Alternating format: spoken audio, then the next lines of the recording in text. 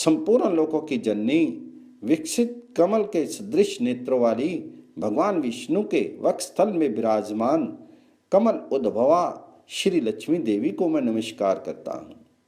कमल ही जिनका निवास स्थान है, कमल ही जिनके कर कमलों में शोभित है तथा कमल दल के समान ही जिनके नेत्र हैं, उन कमलमुखी कमलनाभ प्रिया श्री कमला देवी की मैं वंदना करता हूँ।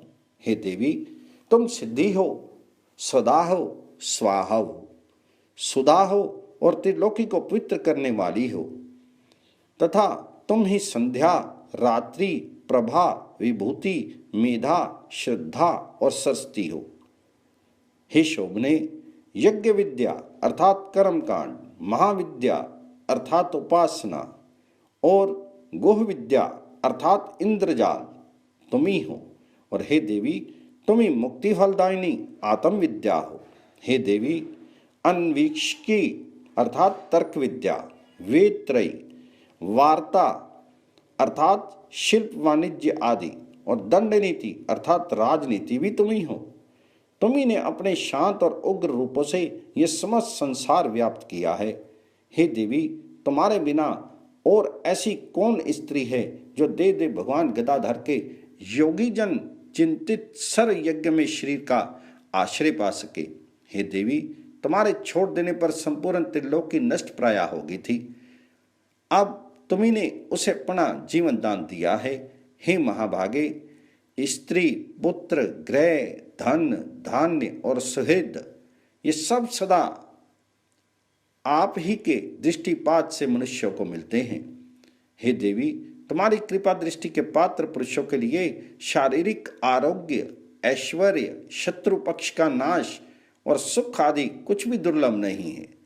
तुम संपूर्ण लोकों की माता हो और देव देव भगवान हरि पिता हैं। हे माता, तुमसे और श्री विष्णु भगवान जी से ये सकल चराचर जगत व्याप्त है। हे सर्व पापनी मातेश्वरी, हमारे कोष अर्थात खजाना, गोष्ठ अर्थात पशुपाला, ग्रह, भोग सामग्री, शरीर और स्त्री आदि को आप कभी नहीं त्यागे, अर्थात इनसे भरपूर रहें।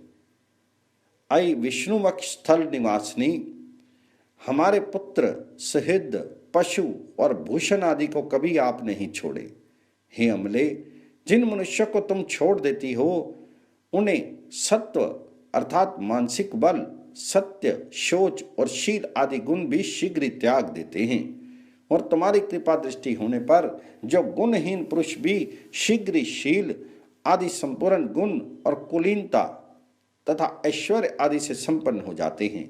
हे देवी, जिस पर तुम्हारी कृपा दृष्टि है वही प्रशंसनीय है, वही गुणी है, वही धन्य भाग्य है, वही कुलीन है, वही बुद्धिमान है और वही शूरवीर और पराक्रमी है। हे विष्णु प्रिय, हे जगत जननी, तुम जिससे विमुख हो उसके तो शील आदि सभी गुण तुरंत अवगुण रूप हो जाते हैं। हे देवी, तुम्हारे गुणों का वर्णन करने में तो श्री ब्रह्मा जी की रचना भी समर्थ नहीं है, फिर मैं क्या कर सकता हूँ। अतः हे कमल ने अब मुझ पर प्रसन्न हो और मुझे कभी नहीं छोड़ो। श्री पराशर जी बोले, हे द्विज,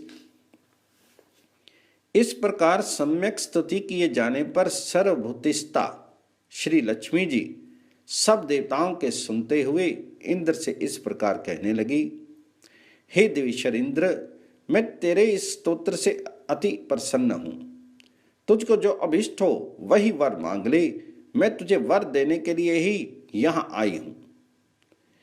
तो इंद्र बोले, हे देवी, यदि आप वर देना चाहती हैं और मैं भी यदि वर पाने योग्य हूं तो मुझको पहला वर तो यही दीजिए कि आप इस त्रिलोकी का कभी त्याग नहीं करें। और हे समुद्र संभवे, दूसरा वर मुझे यह दीजिए कि जो कोई आपकी इस स्तोत्र से स्तुति करे उसे आप कभी नहीं त्यागे। तो श्री लक्ष्मी जी बोली, हे देव श्रेष्ठ इंद्र, मैं अब इस त्रिलोकी को कभी नहीं छोड़ूंगी।